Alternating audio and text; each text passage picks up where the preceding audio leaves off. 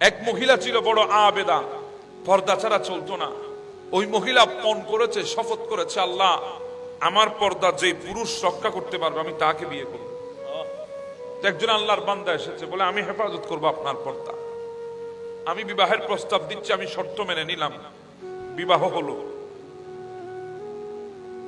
খুব ভালো ছিল প্রথম দিকে, স্ত্রীকে পর্দার মধ্যে রেখেছে। ওই পর্দা অবস্থায় থাকা অবস্থায় একটা সন্তান তাদের ঘরে রেখেছে। সন্তান জন্ম নিয়েছে, ফুটফুটে পুত্র সন্তান। স্ত্রী পর্দা মেনটেন করছে, স্বামী বাহিরে কাজ করছে, কৃষিতে কাজ করছে, কৃষি জমিতে কাজ করছে, আর সন্তান প্রসব হয়েছে। কিছুদিন যাওয়ার পরে স্বামী এসে বলে, স্ত্রী আমার তো একটু খরা চলছে, আমার ইনকামের উপরে একটু অভাব দেখা দিয়েছে, আমার ইনকামের মধ্যে একটু সীমাবদ্ধতা এসেছে। আমি যদি মানুষ রাখি আমার সাথে মাঠে কাজ করার জন্য, তাহলে পোষাইতে পারবো না। তুমি একটু একটু কাজ করিও আমার জন্য, বেশি কিছু আমি বলবো না, কিছু খাবার অন্তত পক্ষে আমার জন্য মাঠে পৌঁছিয়ে দিও। আমার থেকে একটু দিন রাত কাজ করতে হবে, একা দুইজন তিনজনের কাজ একা করতে হবে। তখন স্ত্রী ঘর থেকে এবার বাহির হয়েছে, পর্দা অর্ধেক শেষ। চলছিল ভালো তাদের মধ্যে, সময় যাচ্ছিল ভালো সময়ে। এভাবে সেই মুহূর্তে আরেকজন পুত্র সন্তান তাদের নসল দিয়ে দুনিয়ায় এসেছে। কয়জন হলো? দুইজন। দ্বিতীয় সন্তান জন্ম নেওয়ার পরে স্বামী বলে, স্ত্রী আমি আর একা পারছি না এত পরিশ্রম করতে, এখন থেকে তুমি আমার সাথে মাঠে যাবে, তুমি আমার সাথে কাজ করবে একসাথে। এখন ঘরের বউ যখন মাঠে চলে গেছে, পর্দা কি আর আছে? জি বলেন, আছে? খাবার আনা নেওয়া করতে তখন অর্ধেক থাকলে, এখন তো ফুল শেষ। কথা বলেন ঠিক না? এখন তো সম্পূর্ণ পর্দা উঠে গেছে, পর্দা বলতে আর কিছুই নাই। এই অবস্থায় আরেকটা সন্তান তাদের নসল দিয়ে দুনিয়ায় এসেছে। কয়টা হলো? তিনটা। সন্তানগুলো বড় হয়ে গেছে, তারা অনেকটা বৃদ্ধ হয়ে গেছে। তো স্বামী স্ত্রী বারান্দায় বসে বসে গল্প গুজব করছে, একজন আরেকজনের সাথে বয়স হয়েছে, আর কি করবে? স্বামী মুস্কি মুস্কি হেসে বলে, স্ত্রী মনে আছে তোমার, আমাকে বলেছিলা, শর্ত দিয়েছিলা, পর্দা যদি হেফাজত করতে পারো তুমি তাকে বিয়ে করবে, এখন তোমার পর্দা টর্দা কই? স্বামী হাসতেছে স্ত্রীর উপরে। আরে স্ত্রী, পর্দা টর্দা এগুলো কিছুই না, নিজে ঠিক থাকলে সব ঠিক।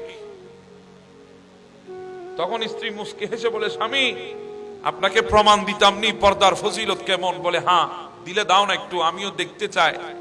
তোমার তো বড় পণ ছিল, শপথ ছিল, পর্দা যে হেফাজত করবে না তাকে বিয়ে করবে না।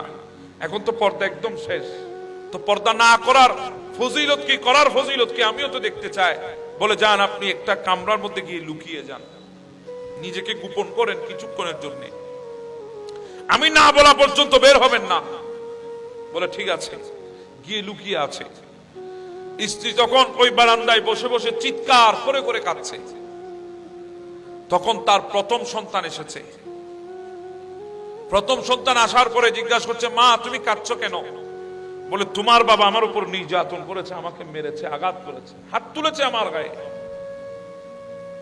তখন সন্তান বলে, মা অন্য কেউ তো মারে নাই, বাবা মেরেছে।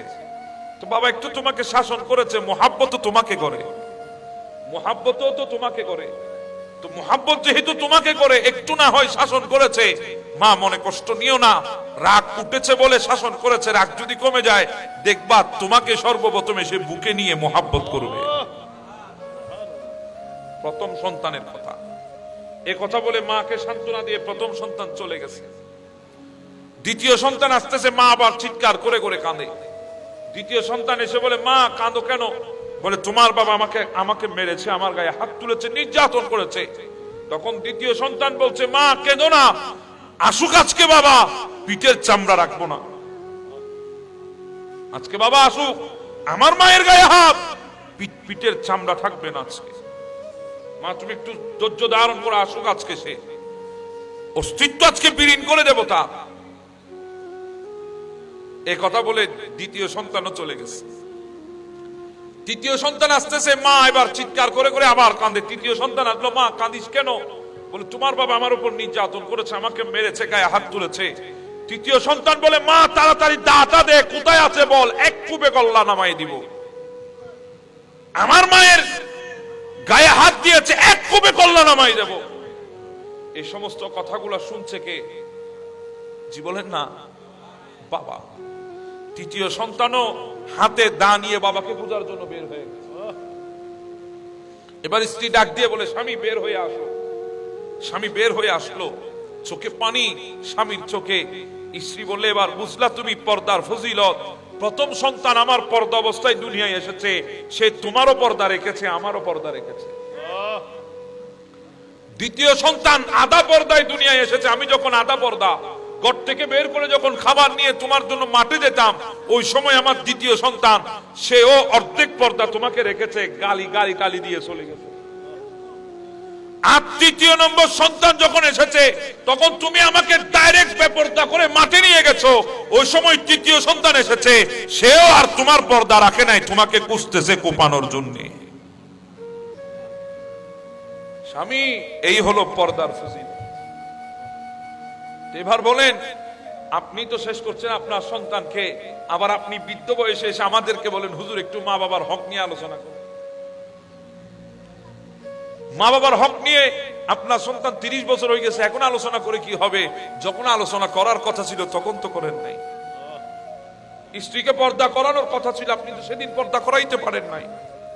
আজকে যদি সন্তানগুলাকে যদি পর্দার সহিত দুনিয়ার জমিনে যদি আনতে পারতেন, সন্তানের হাতে বাবা কোনোদিন লাঞ্ছিত হতো না। কথা কোন ঠিক না বেঠিক?